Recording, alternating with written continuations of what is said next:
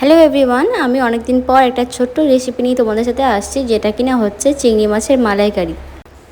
আমার কাছে বড় চিংড়ি ছিল না, গলদা চিংড়ি। বাড়িতে কিছুটা মিডিয়াম সাইজের চিংড়ি মাছ ছিল, 200 গ্রাম ছাড়ানো। তো সেই চিংড়ি মাছ দিয়ে আমি আজকে রেসিপিটা করছি। প্রথমেই কড়া বসিয়ে নেবে, সেটা গরম হয়ে গেলে একটুখানি তেল দিয়ে নুন হলুদ মাখানো এই চিংড়ি মাছগুলোকে ভেজে নেবে। আর যতক্ষণে চিংড়ি মাছটা ভাজা হবে, তার সাইডে মালাইকারির জন্য যে মেন জিনিসটা, সেটা হচ্ছে নারকেলের দুধ। তো আমার কাছে নারকেল ছিল না, যার জন্য আমি নারকেল কুড়িয়ে নিয়ে দেন আমি সেটার কোনো কিছু করতে পারিনি। তো আমার কাছে ড্রাই নারকেলের গুঁড়ো ছিল আর কিছু লিকুইড দুধ ছিল বাড়িতে, সেটা দিয়েই আমি রেডি করেছিলাম নারকেলের দুধটা।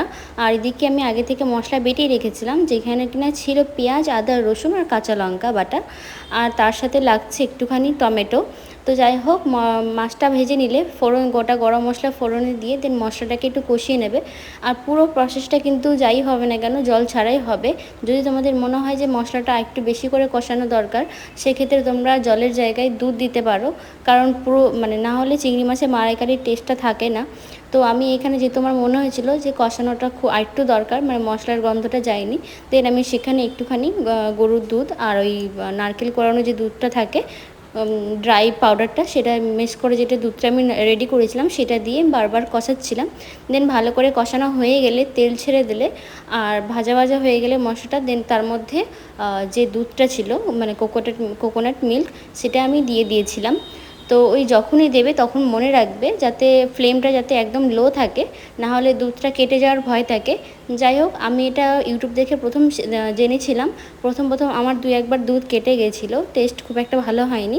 দেন আমি ইউটিউব দেখে সেটা জানতে পারি, তখন আমি আমার ভুলটাকে শুধরিয়ে নিই। তোমরা যারা আমার ভিডিও দেখছো, তারা এই জিনিসটা ফলো করতে পারো।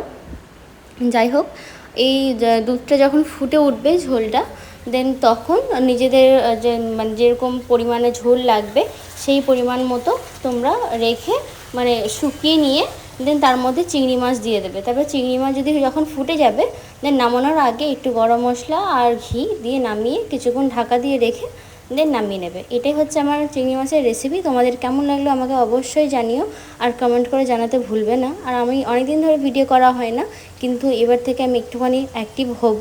তো তোমরা প্লিজ পাশে দেখো। তো চলো দেখতে থাকো পরে একটা